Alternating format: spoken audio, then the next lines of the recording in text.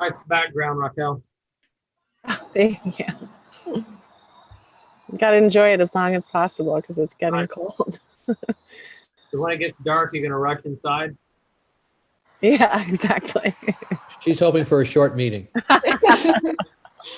Okay, John, you can start whenever you're ready. Okay, welcome everyone to the Village of New Paltz Planning Board regular meeting, Tuesday, September 15th, 2020.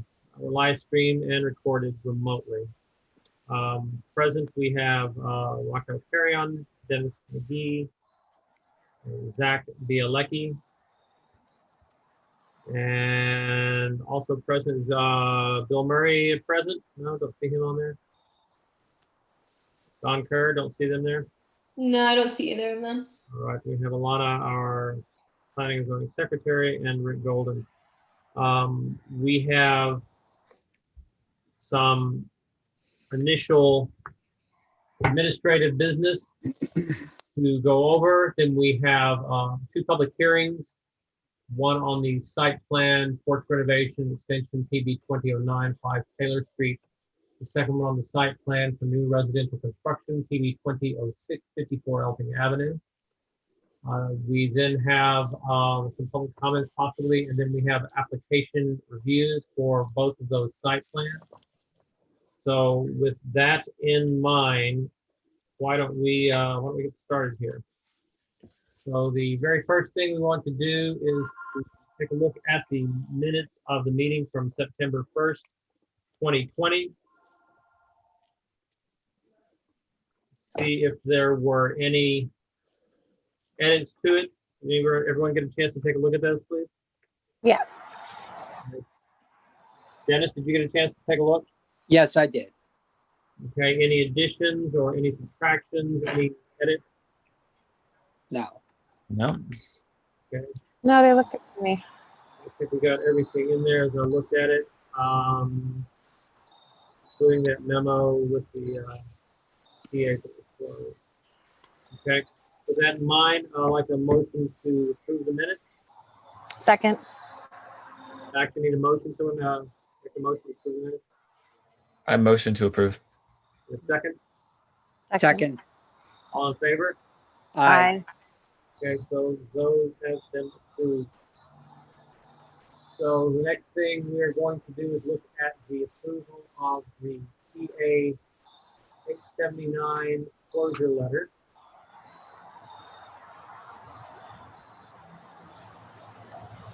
September 15th.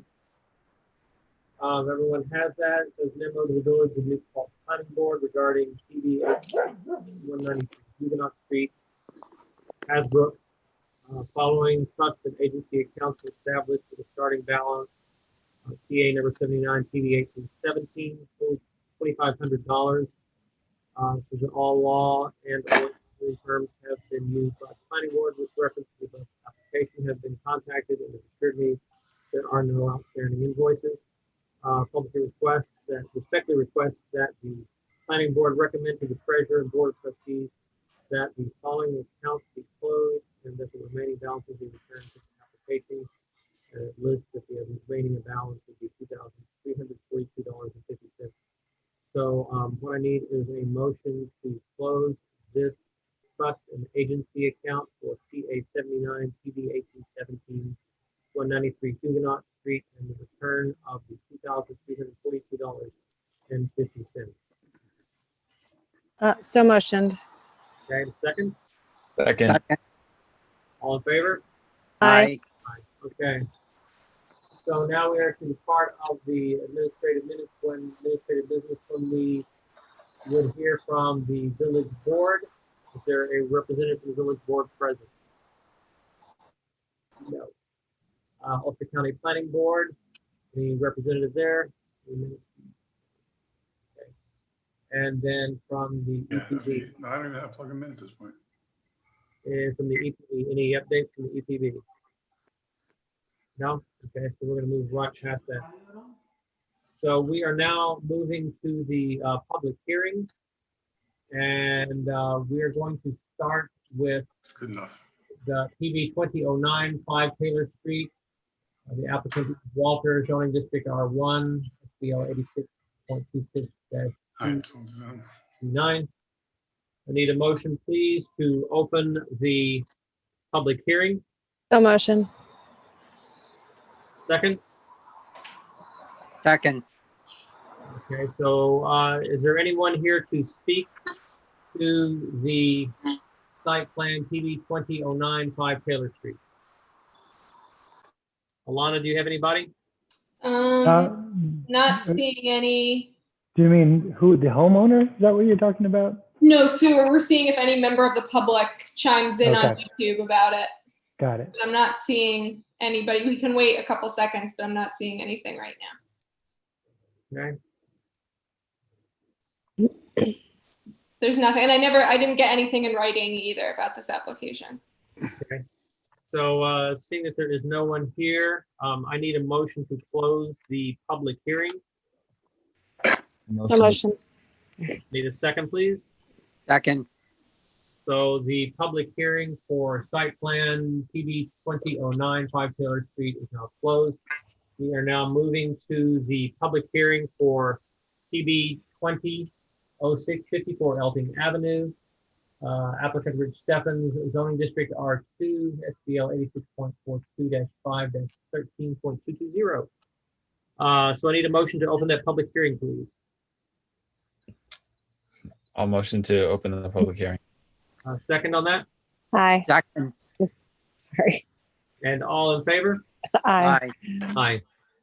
Okay, so the public hearing is now opened. Alana, would you like to make an explanation on how you are going to work the number of letters? We did receive a number of letters and we received a petition as well. In order to make sure that everybody is going to be heard, Alana has come up with an interesting idea that they'll agree to. So Alana, why don't you go ahead and start with that. Yeah, okay, so because we had a number of letters and we want to make sure that people feel as if they're being heard, I asked one of the people who submitted a letter to kind of act on everyone's behalf at the meeting so they would have a voice, and Taylor is here. But there's also the YouTube function so people can comment. And I can take those comments and I will text them to the chair as they come in. But I think it'll be good to have our representative, Taylor, to kind of speak to his concerns and the concerns of a few other neighbors before that. But as those comments come in, I will be recording them and then I will send them to John, and John can address them once Taylor's piece to speak is finished. So I guess if Taylor, you want to start speaking now, I think this would be a good time to do that. Okay, hi, can you hear us? Yes. We're again just a neighbor on the street of Elting Avenue. We're just been, as Alana said, just because of the Zoom situation, I think that a lot of the neighbors are have concerns about the site plans for this particular project. And so that I'm just here to kind of represent some of those. And I think there's the petition that you guys have seen. Are you seeing that? Yes. Does everybody have a copy of that? Mhm. And just to refer to that in summation, the main things are that we've already personally, our property has already received significant water damage from the runoff of existing construction at the property, which used to be 56 Elting, and is now 3 properties, 54, 56, and 58. But we are receiving runoff from that, and it noticeably increased post them putting in the project in 2018. Right.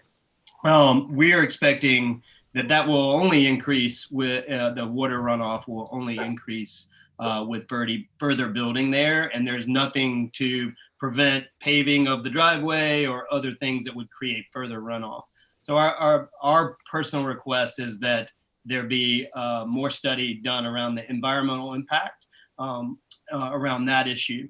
We also have some questions as to that because we have received actual financial damage. We've had consultants come in and look at the property and talk about where that water is coming from, which has now caused our basements to flood like they've never had before. You know, who's responsible for that? We've addressed this in 2015 with the initial subdivision. In 2017, we weren't aware that there was a subdivision happening. We only learned about it here, and now there's more building. So we have a real kind of legal question as we absorb more damages, who will be responsible for this decision? Secondly, the street is very concerned about the number of cars and traffic increase with this property. It's a narrow driveway. It's already a 3-bedroom house that's on 56 Elting. That would be a shared driveway from what we understand. If not, we're talking about expanding it. And there's that would be 3 cars plus, which is already there, plus another 2 cars. We're talking a parking lot. Again, increase of traffic and risk there. So I'm just calling out some of these pieces.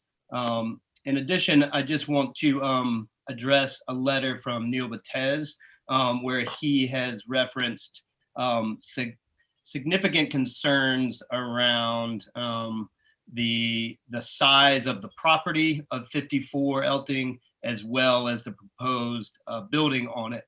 The reason that the planning board in 2015 denied this project, or I guess decided to prevent the project, was that sorry, I'm looking at the letter here, but primarily because it was out of character with the rest of the street. So it's below 50% lot size, both on frontage as well as just in total size of any other property on the street and on that side of the street. And he's asking that you guys take a look at putting this before the Historic Preservation Commission. So those are just some of those top details that we're calling out here about our concerns. Want to make sure you guys read in detail what we've presented, and would just want to make sure you guys understand that. Thank you for taking the time here. John, if I could just say one thing really quickly in response, because I know we got a lot of letters, and one of them touched on, there was a question on whether or not we as board members go out to the properties that are parts of these applications. And I can only speak for myself, but I know in passing conversations with my fellow board members, you know, I definitely, you know, make it an effort to go out and see what we're talking about, because you can only see so much on a site plan. And I think, you know, I went by again today, and maybe one of you guys might have seen my car lingering there for quite some time. But I do think, I just wanted to answer that, because I did read that in a letter, and it doesn't apply to just this application, but it really hit me because, you know, this is important to us. And I definitely get out in the field and just take a look. So I just wanted to touch on that specific part from one of the letters. Thank you. Hey, John. Yeah. This is Dennis. I'm glad Raquel brought that up. I know all of us, and of course I was on the planning board with you, we take this work extremely serious. Sometimes there's a formal site walk or a review. When Mike was the chair, we did a number of those. But like Raquel, I make sure every single application that I see, I go and look at that particular site. The responsibilities on our shoulders to the residents of the village is very important. So I don't just, as Melissa Hartrick pointed out, she didn't really know if we just took this paperwork and said, okay. But like Raquel, I make sure I usually, you know, I'm a runner. I usually run around and look at the properties and make sure that I'm aware of what development is going to be taking place. So thanks a lot, Raquel. Okay. There was a number of issues here that were listed, and there are even more in the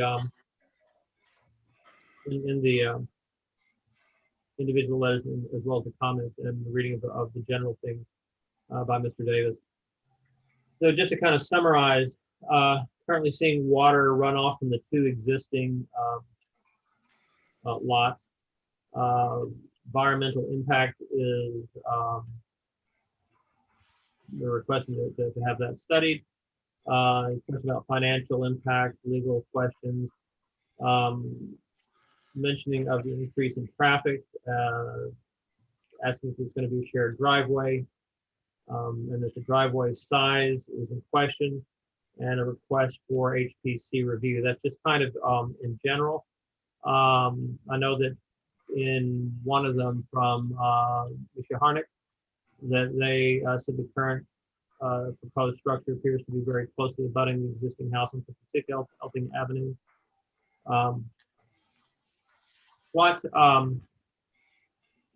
One of the things that is done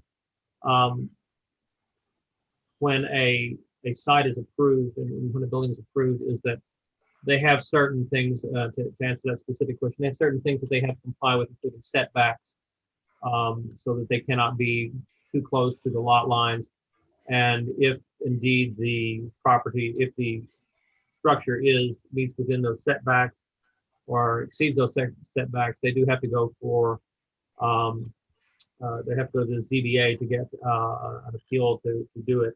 But once it is approved, then it's built. So I think that it probably does meet the setback requirements on that to cover that one.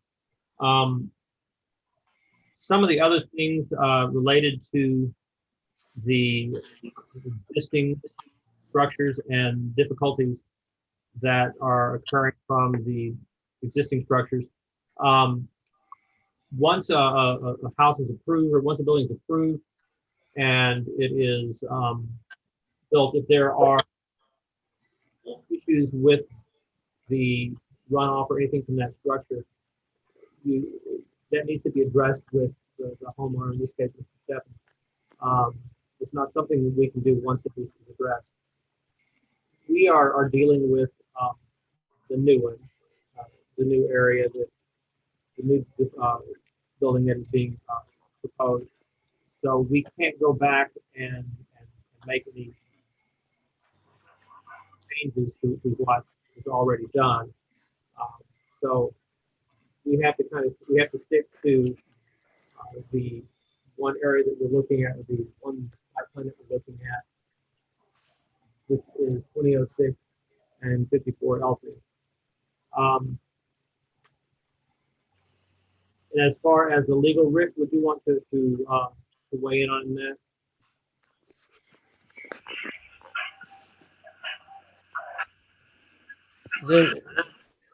You said it correctly. When the village planning board decides to go ahead and approve a particular project with whatever provisions are in there, whether they be stormwater related or whatever, that's what the applicant has a right to build from the municipality's point of view. Now, if that in fact has some adverse impact upon neighbors that wasn't anticipated by the planning board or provided for, it's no longer a planning board problem. It's a problem between the properties involved.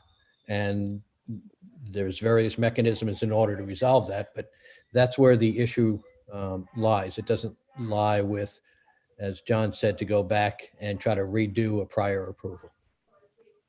But anything dealing with the present property that may have some of those same issues, those are live issues to be done with respect to this property. Obviously, this property shouldn't exacerbate any of those issues or create new ones. And if there are issues related to that, the planning board can listen to those and try to address those and trying to make this a better plan.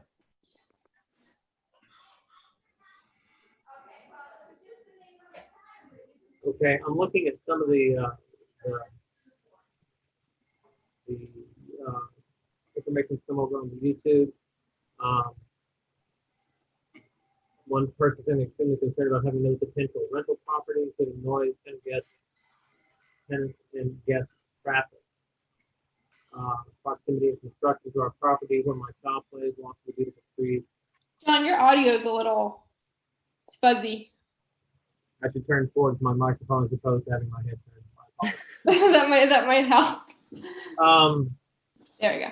Hello, Mr. Khan, my family, including my 2-year-old son, lives next door. I'm extremely concerned about having another potential rental property, including the noise, tenants, and gas traffic. Proximity of new construction to our property line where my child plays. Loss of the trees and character of the environment.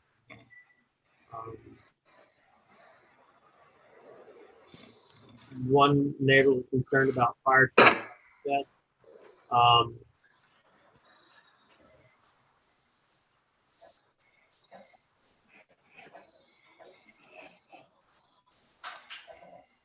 Audio is a bit muddled regarding how to address water runoff. I'm sorry. Mr. Bates says that you can keep it from getting worse.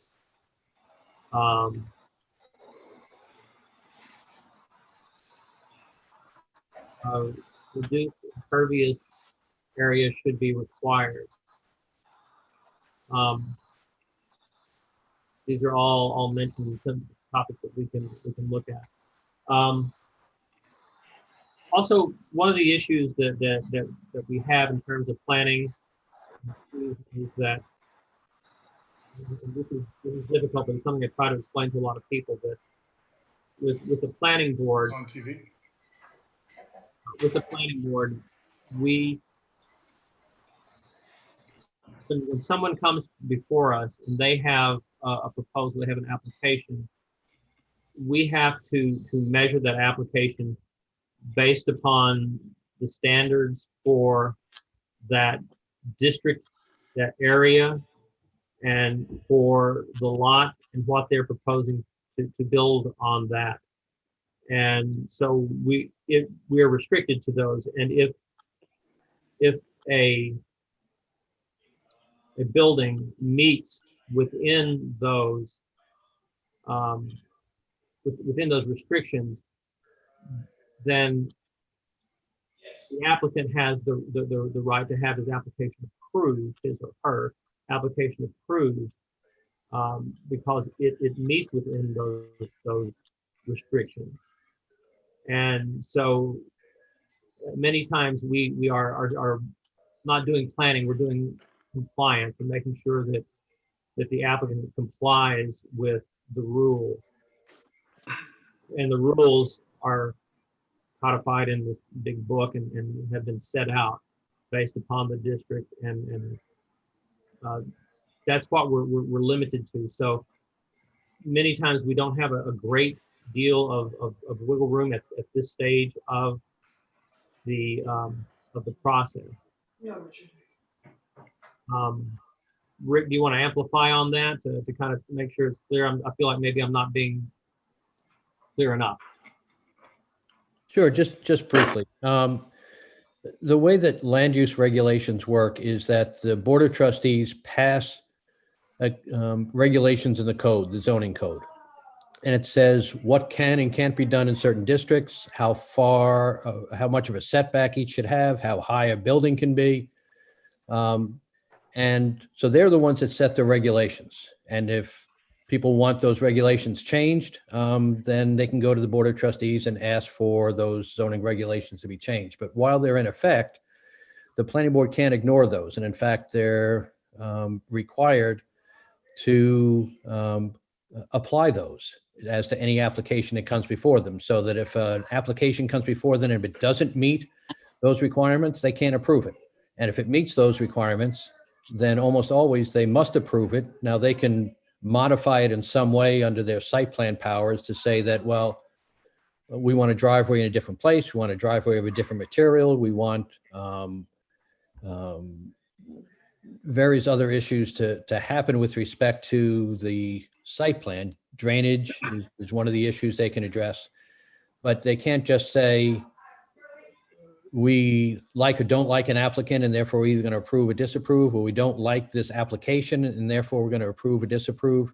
It has to be code related and code based. And then the other thing that I want to add is that on some projects, that are subject to the State Environmental Quality Review Act, there is environmental review that goes on with respect to a project. The DECs, these are DEC's regulations. They're not local ones, they're state regulations. And these state regulations are very clear in saying that the state says that there are no significant adverse environmental impacts when you are dealing with a 1, 2, or 3 family home.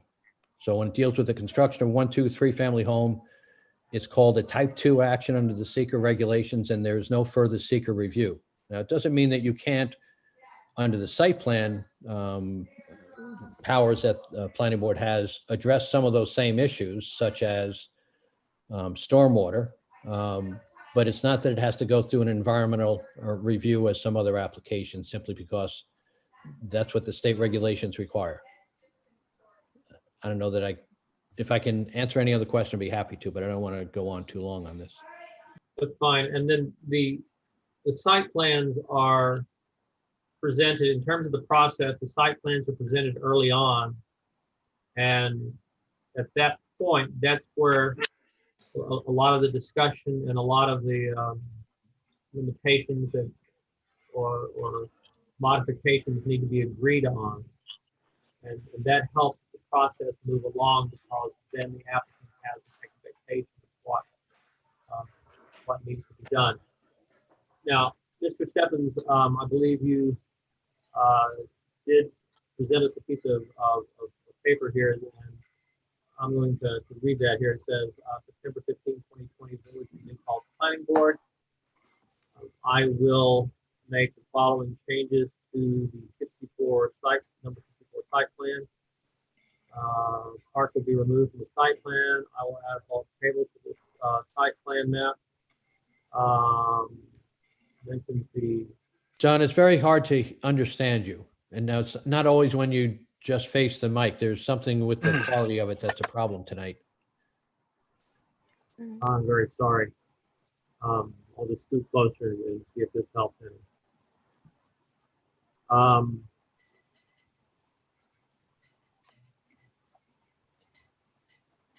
Then he talks about blacktop removed from driveway in 2018 to accommodate installation of new water and sewer lines. Crushed stone replaced blacktop, and crushed stone will be the finishing drive material as opposed to blacktop. Stormwater grate, east-west side of the road swale also serve the other home, which has a stone driveway. Says regarding the safety, the driveway for number 56 is a 25-foot shared driveway as approved and noted in the 2017 subdivision record. And then he discusses getting an approval from the ZBA for the site plan. Mr. Stephens, do you have anything else that you wanted to discuss with the people during this hearing? I think I submitted 3 pages of notes based on the petition and the letters. So I won't go over that again. But I think it's a couple of things are important. Number one, it was stated that this lot was originally rejected in 2015. That's not true. I had this on the table in 2015, took it off the table, and created a 2-lot subdivision instead of a 3-lot subdivision. That created lot number 56, and it created the house you're currently looking at that I live in, number 58. That's the truth. After that, again, I'm sorry, I had lung therapy all day today, which kind of tires my voice. After the 2015 application was approved for that subdivision, I went back and discussed the house next door. What I wanted to build was a carriage house with an apartment over the top, and then turn the property over to my partner's son, John, who's on screen here tonight. I was told by the building inspector and discussing with the then attorney and on, that cannot be done. And to tell you the truth, I knew the zoning well enough to know that was gonna be difficult. It's not allowed in the zoning to have 2 separate principal residences on 1 lot. And I did not want to turn number 56 into a two-family house. I have a significant investment next door to number 58.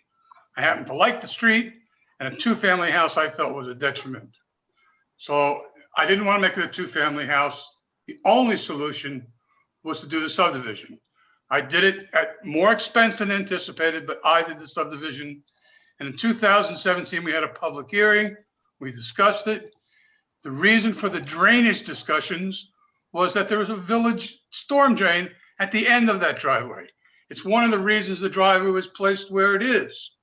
There's also a swale on the east side of that road that sends the water from my side of the street to that village storm catch basin. This application has only been 2 days. In the last 2 days, I've heard about this problem with my neighbor.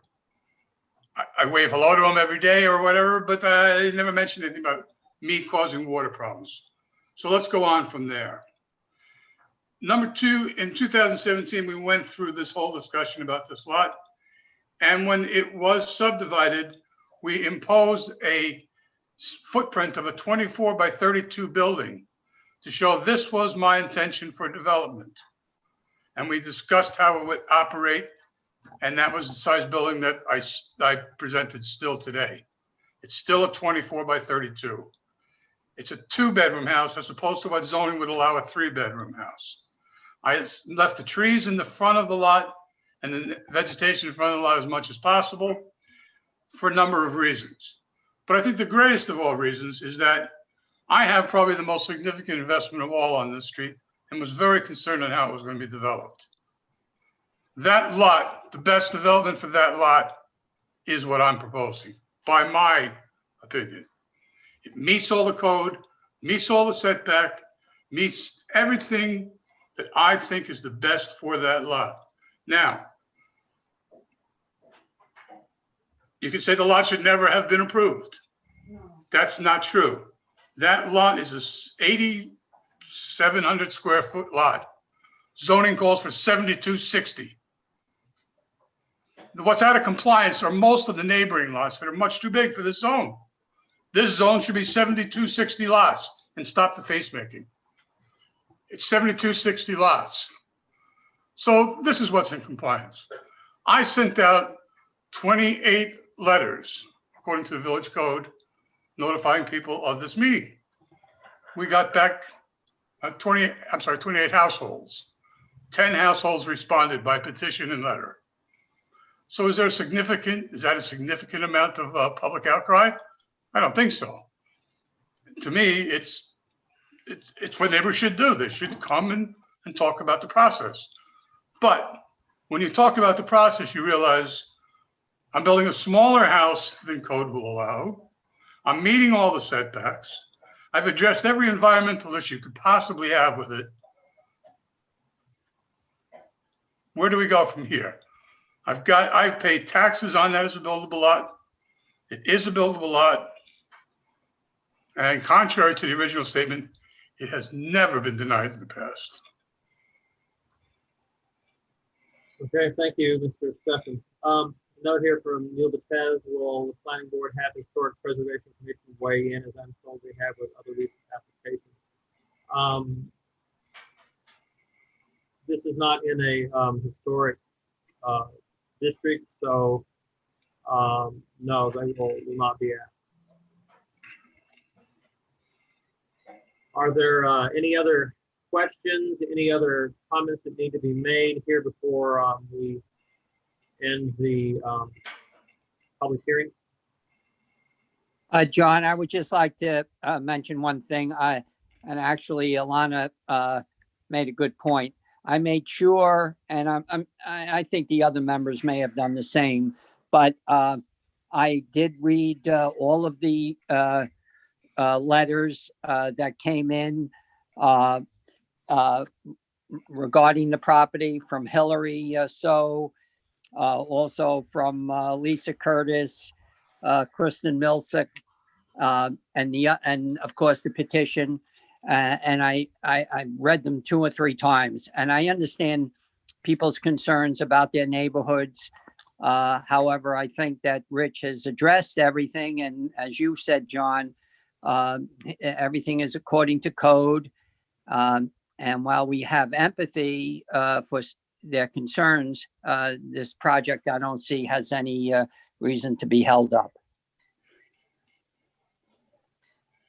Okay. So with that information now, I would just like to reply with just two things. Sure. We have not been opposed to Rich developing on this property. You know, he sent us a letter in 2017 and he told us his plans, and sure, maybe we weren't excited about it, but we didn't put up any kind of resistance, not as a single household, and no one on the block did. We're not trying to inhibit his ability to be profitable in any way, shape, or form. That's really not our intention. And although whether or not we like it or don't like it, and I understand you made some effort to put in the water drainage system, and while that is very much appreciated, I can show you documented. I've lived in this house for 11 years. I've lived on this block longer than you. I've experienced Hurricane Irene. It was the only other time in all that time we ever saw water run across our basement floor. We now see it regularly. And I can only tell you it began shortly after you did that project. And while I do appreciate those are permeable surfaces, we all know that there is granite bedrock under there. And unfortunately, scraping away 6 or 12 inches of topsoil has had an unintended consequence. And for us, unfortunately, we've had to stick in a third sump pump. We had to get the backyard drained. We had a whole drainage pit put in. We've lost trees because the water saturation's gotten so intense. So, I've not come to my neighbor with this problem because it's just obviously my problem to deal with. But it's what is being proposed. Unfortunately, I get your job as compliance as a board. I understand that. But if you can see that someone else is being adversely affected directly down the line, then is there not any sort of recourse to say, well, wait a minute, this was a good idea, but there is an unintended consequence that's happening. And the other point is, I feel like it's not really being addressed. And there's the character of this street. It's absurd to say this is not in character with the rest of the village. This is one of the oldest streets in the village, next to Huguenot Street. My house was built in 1849. So it's ridiculous to say that somehow this fits in with the character of the rest of New Paltz. What everybody knows about New Paltz is there's something special about Elting Avenue, which is exactly why you wanted to live here and why you want to have your family That's here. correct. So, we're not trying to be against you, but there is a real concern for us personally. Whatever other neighbors' concerns are, we understand too. And one day, sadly, you will pass, and then maybe your son sells the property, and now you got 3 split up properties. And I get your intentions are good. I fully appreciate that. But what happens in 5 years or 10 years? We don't know. That's not to be. You can say you're going to do all these nice things, and that's fine, but we can see what comes down the pike in the future. And so, it was a little misleading to say we were all at that meeting. Maurice Whiteman sat there and said to you, come on, Rich, this is not in character with the rest of the block. That was his reason. Maybe your application for that didn't get shut down, but you were told to your face by somebody you sat on the board with that this did not fit into the character with the rest of the street. I need to interrupt here because Yeah. we need to maintain focus on, Okay. on the application tonight, and We'll just speak to the character, I guess. Yeah, is all I'm saying. that's the one question, just to end with here. Sorry, John, is that it was the reason it was Rich pulled it back, Rich, was because it was addressed and we talked about it did not meet the character. And then you came back in 2017 and we didn't know. We never heard that it was a subdivision. We thought you were putting in a carriage house. That has changed, and this has changed the character of the street. It absolutely does. Raquel was mentioning and Dennis running down the street. You guys see that it does change the character of the street. It does not fit it. It is the smallest lot. To say that doesn't matter, I think is being negligent on some level to ignore that point. We'll pass it back. But that's our concern. Thank you. Thank you. John, if I might just weigh in for a second. Yes, please. With respect to drainage issues, that's something the planning board can absolutely address with respect to this lot, that this lot ought not to increase any drainage problems for the surrounding properties. And the board can take whatever actions it deems necessary to try to ensure that. However, with respect to the character of their neighborhood, there is nothing in the code, and again, the planning board has the code that says you have to build a home that's within the character of this neighborhood. It's different in certain historic districts and things. There's different regulations that apply, but generally, there is nothing that says you have to build a home consistent with the character of the neighborhood. There are certain times when, say, under the zoning board, a neighborhood, but under a general planning board for this, there's no requirement that it be within the character of the neighborhood. Now, the code can be changed so that that can be required, but as of right now, it's just not required for this particular area. It is required for historic districts when it's something that's a variance that's required. And also if it's a larger project that's subject to seeker, seeker has a component about the consistency with the community character and planning. But that doesn't apply to this particular application. So I can understand why any neighborhood would want to have something that's consistent with it. But unfortunately, the planning board's role is limited in this respect. But as to the drainage, they do have powers to make sure that whatever development is done on this particular parcel before them does not exacerbate any drainage problems to the surrounding properties. Can we make that into the future here? Do you have an opportunity to make sure that that driveway cannot be paved in the future because it will create runoff? Can we make sure that trees won't be removed? And how can we ensure that future damage won't be done at this juncture? Because this is, to me, this is an advantage where Rich is basically, he knows how these laws work. And that's why this has gone across multiple years in my mind. We don't know how that works. We're at that mercy of whatever the policy is here.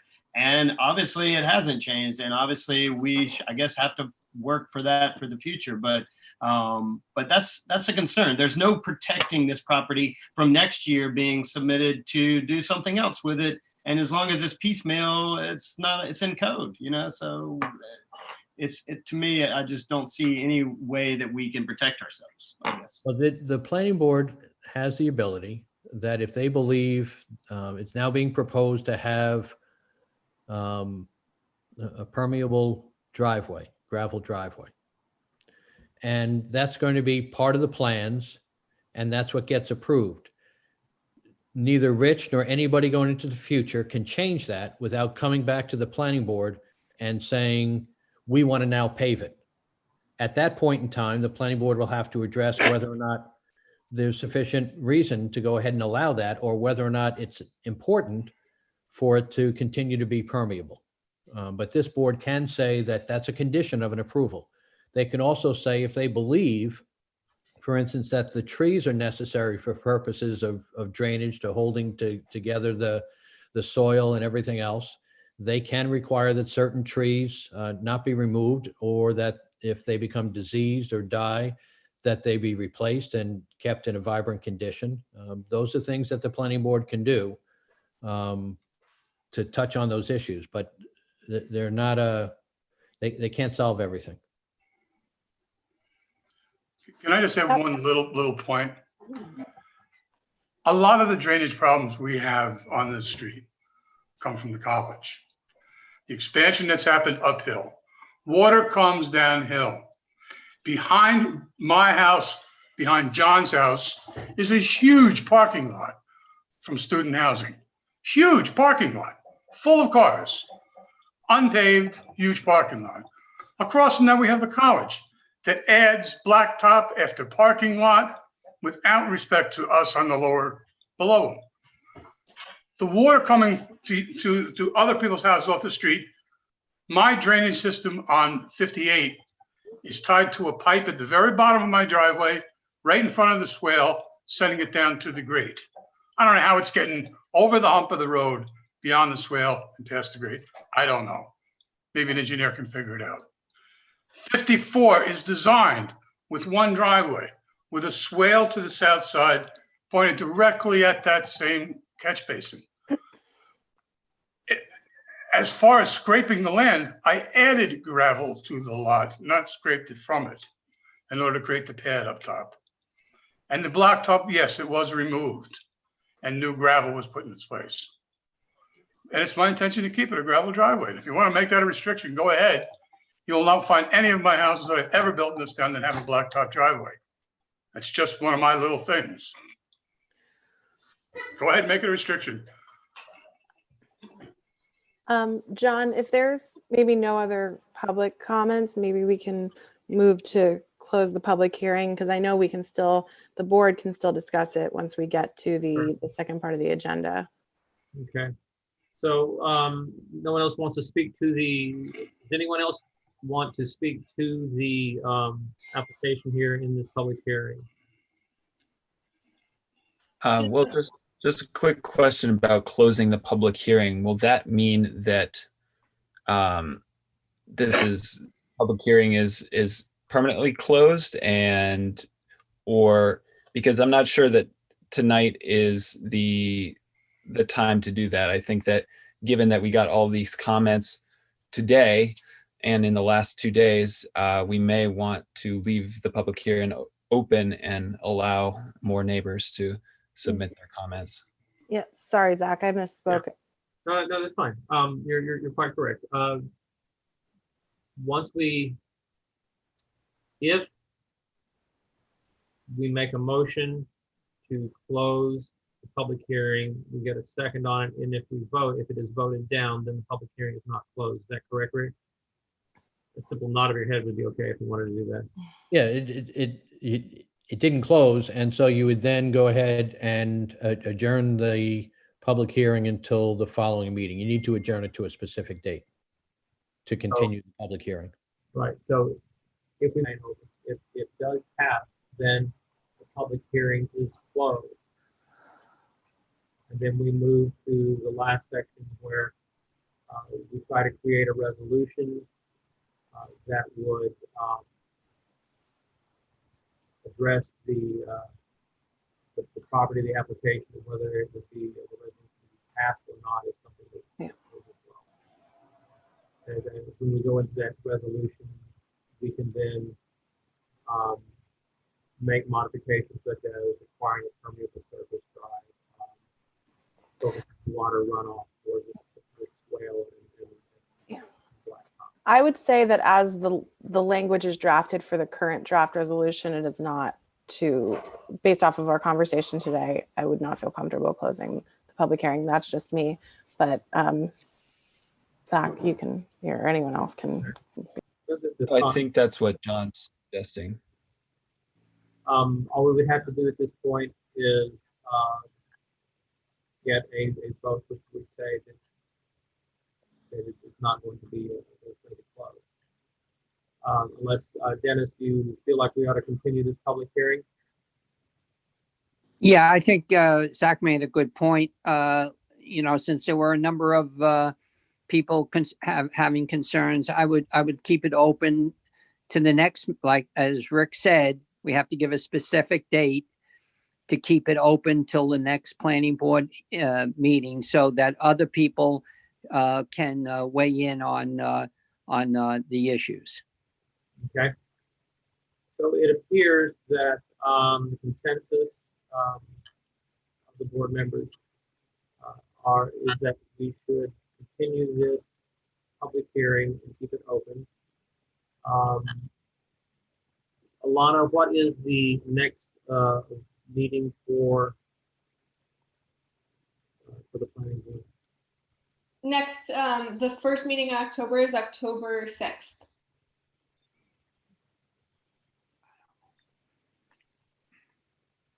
Okay. Rick, you're about to say something. It's my fault. I mean, we're going to lose the building season, but it's my fault. All right. Can't change the date.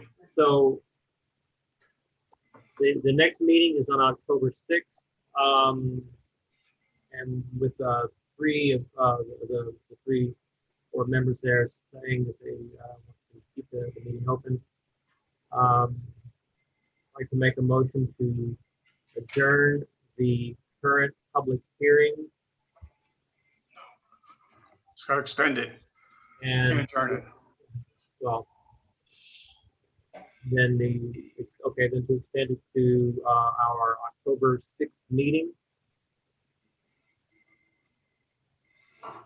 Is that the correct motion, Rick? Yes, you adjourn the public hearing to a specific date. Adjournment is used in two forms, but that one of them is to carry it over to a new date. And Okay. so as long as you move to adjourn it to a specific date, it will stay open. There it also doesn't have to be renoticed to the public because the public was notified of this meeting. And if they were interested enough for this meeting, they heard this and they could hear when it's going to be adjourned to. People could also call Alana and find out, but you don't have to re-notice the public hearing. It is going to be adjourned or continued to that October date. Okay. With that in mind, we will, I would like a motion to adjourn the public hearing to our October 6th meeting. So motioned. And a Second. All in favor? Aye. Aye. So we will be moving that to the next meeting. So we are adjourned on that issue. Thank you all for that. All of you who have made comments or letters, I will try to address them individually within the next 2 weeks. For those of you who have made comments that are less than pejorative on YouTube, I will certainly make an effort through Alana to address those as well. With that in mind, we are now moving to our next piece of business, which are application reviews. We are going to start on the application review for site plan PB 2009 5 Taylor Street.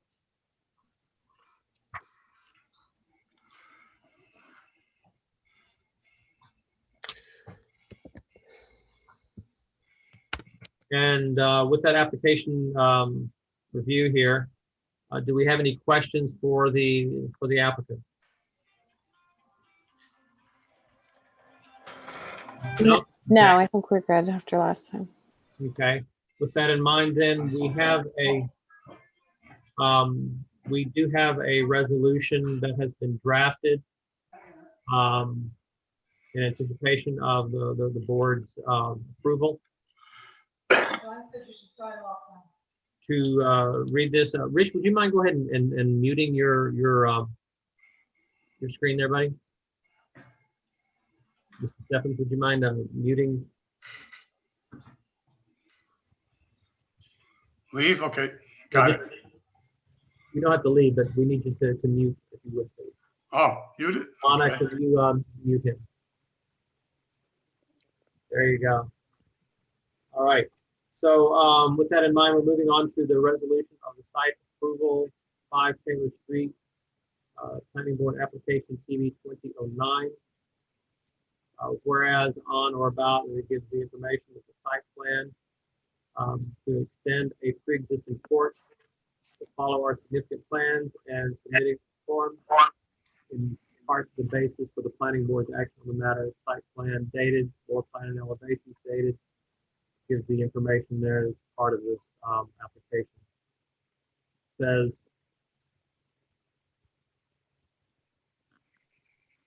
now, therefore, it gives a bunch of information as to the where the project is located, the fact that the applicant submitted an EAF, that the planning board determined the application was administratively complete, determined that the referral is not required, and classified the action as a type 2 action under the state Environmental Quality Review Act. The public hearing was held. It says, now therefore it is hereby resolved, the Village of New Paltz Planning Board, that the proposed site plan to extend its pre-existing porch as shown on the site plan dated August 11, 2020 is hereby approved, subject to the following conditions. The village's right to enter upon the property for purposes of inspecting, payment of all fees, and final site plan as permitted. So, need a motion to approve this resolution. So motioned. Second, Second, so all in favor? aye. Aye. All right. So that application has been approved.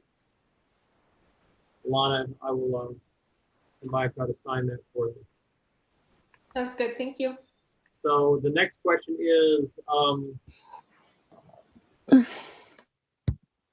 you need to do an application review for 54 Elking, the discussion amongst the members here of things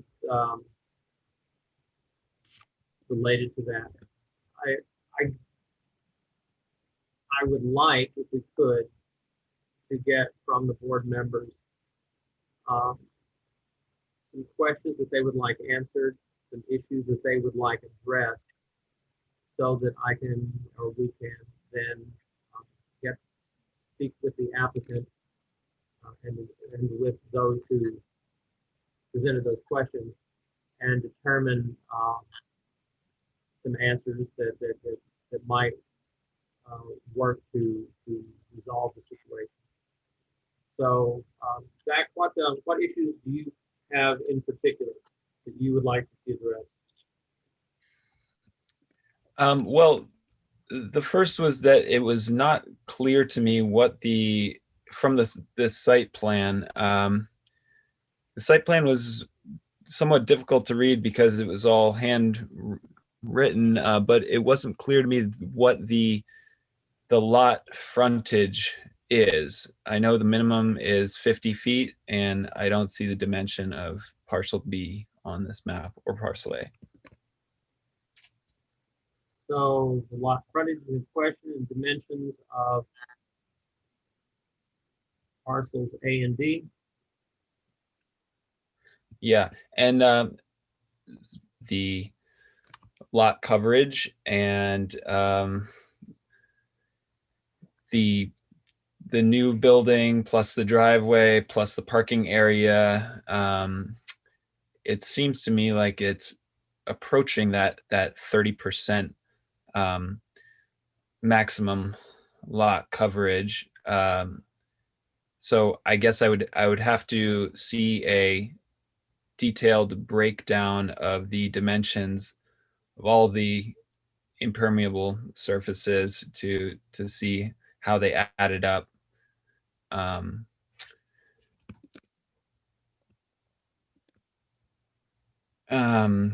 What else was there? Yeah, I'd also like to see the location of any trees on that site plan.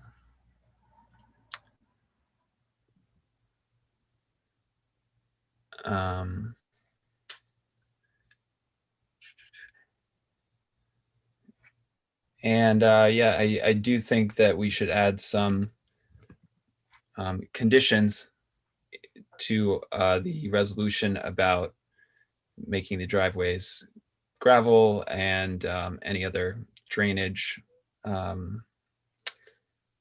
conditions that the board agrees on.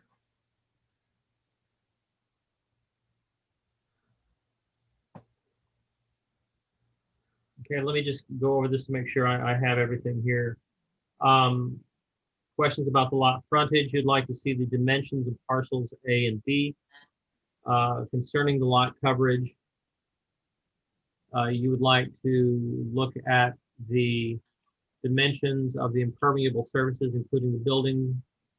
And you're questioning whether the building, the drive, and the parking exceed the 30% lot coverage. Is that correct?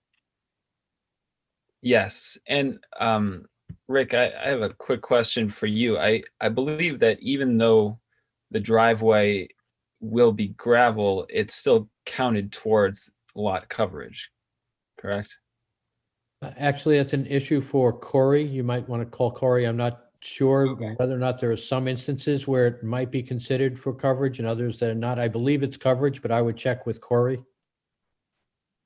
Great. Okay, I've made a note here that we'll address this with Corey.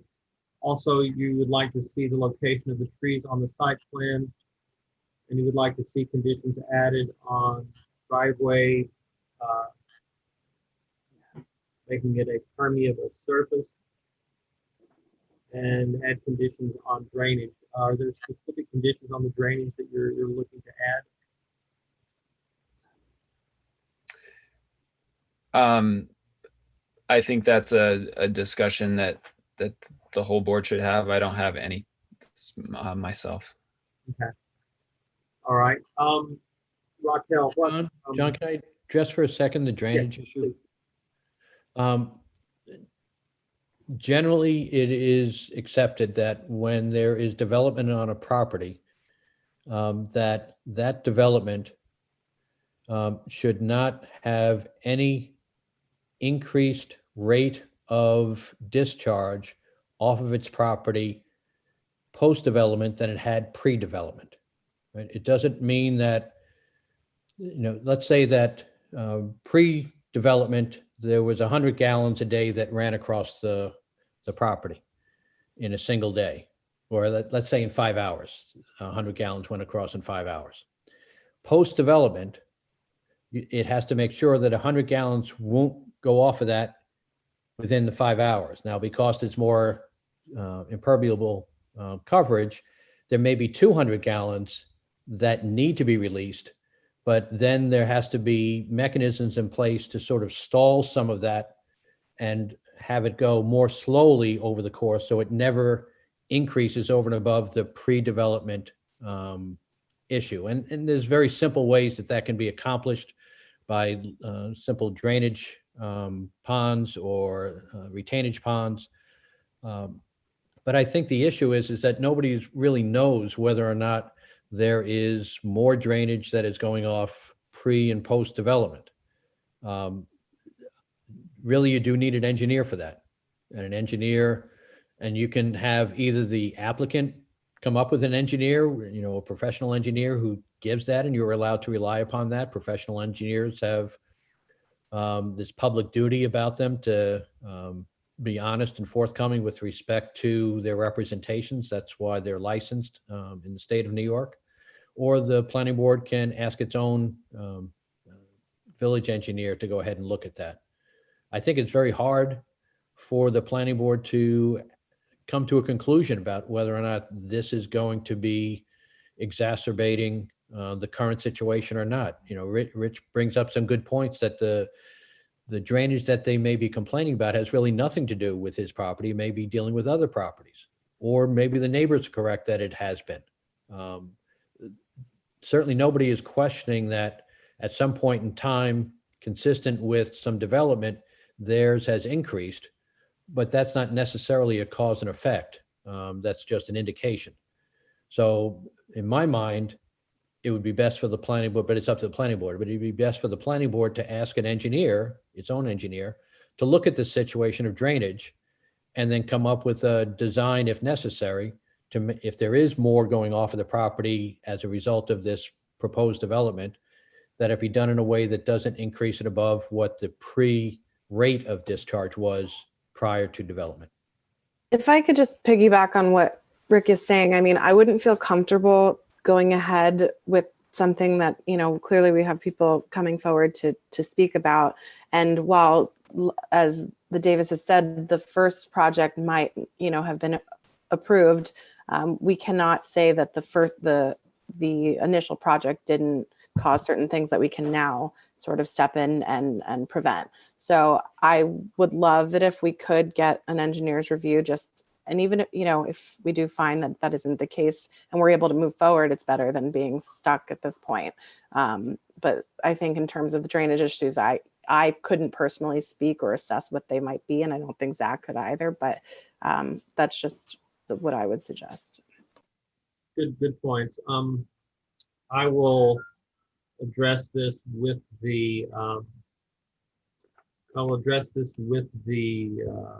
tomorrow, possibly with Corey and discuss it about having our village engineer take a look at that. Okay, so that covers the questions from Zach, and in particular about drainage. Raquel, do you have any specific questions that you want to add to that? I think Zach covered most of mine, and Rich had mentioned that I think the original intent of the property was for his partner and son to reside there. I know I read, and obviously Rich is not required to tell us what his intent with his private property is, but I did see that as a concern on many residents' behalf, that it would be converted to student housing. And obviously, as families, they would like to know. That's just an option for him to comment on. I just want him to be aware of it. But other than that, Zach kind of touched on everything else that I would want to talk about. For better or for worse, we don't have any influence over what someone with their property, and we can't write it into anything. Of course, which is I just want good and bad, but I appreciate you making that comment, because it was certainly mentioned more than once in the letters that we had today. Yeah, just wanted to touch on. So we're looking at the permeable surfaces, water runoff, restriction of the blacktop that came from the comments that were really good. I mean, were certainly there that we could act on. Questions about the shared driveway.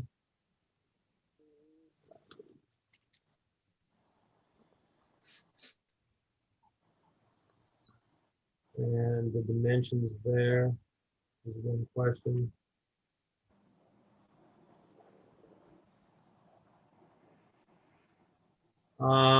Dennis, do you have anything that you want to add? Well, I'm a little confused. I thought all the setbacks and all of that were addressed when the application had been approved originally. Having said that, as I say, I've gone through all the letters that the people have sent in. The one thing that has gotten to my attention is Taylor and Kristen, and I feel for their issues. And as Rich pointed out, these runoffs may well not have anything to do with his construction or anything that he's doing, but the college and other parking permeable services that are put around there. So I think it might be a good idea for us to have an engineer take a look at what the potential stormwater issues would be. Now, having built a number of homes myself, stormwater, as Rick said, is very tough to determine.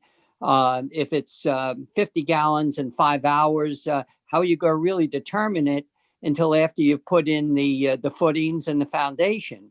But I think to cover Rich, and to ensure the residents, you may want to have an engineer take a look at what they think, just like we did with the theater, what they think, if any, causes might occur from stormwater with Rich putting up this little house.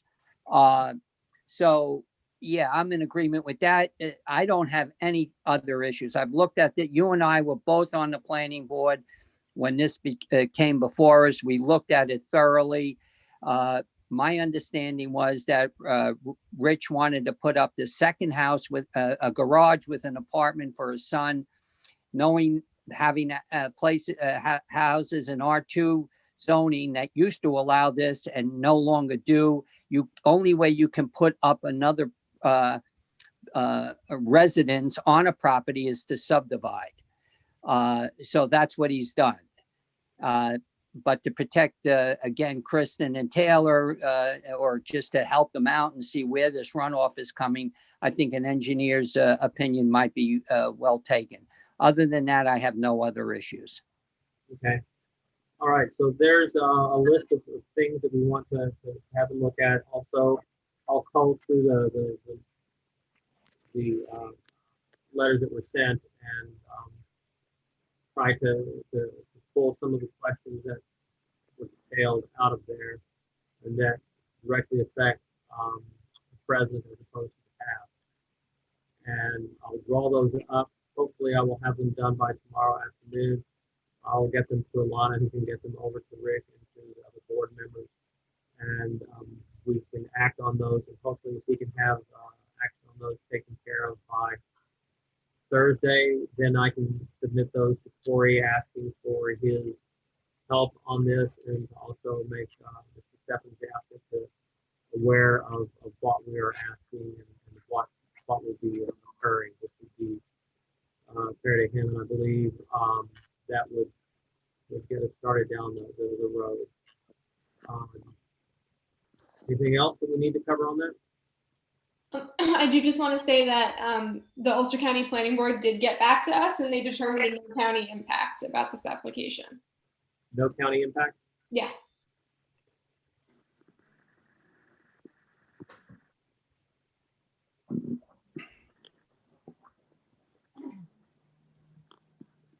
Okay. With that in mind, I guess we will get a motion to close the application review for. You don't need a motion for that. Is that for TV 2006? We don't? Okay, then we're going to be doing that. So many motions. All right, well, the one motion then remains. Rick, do you have anything that you want to add before we adjourn? No? Okay. And Mr. Stephens, I will be getting back with you hopefully in the next couple of days. So with that in mind, I would like a motion to adjourn the meeting. So much. So motion. And don't everybody rush. And Yeah. second, Second and I. all in favor? Bye. Aye. Thank you all very much for your work. Thanks, John. Thank you. Long Thank night. you. And, Bye. we'll Thank you, keep in everybody. touch. All right. Good night, Thank you. everyone. Good night.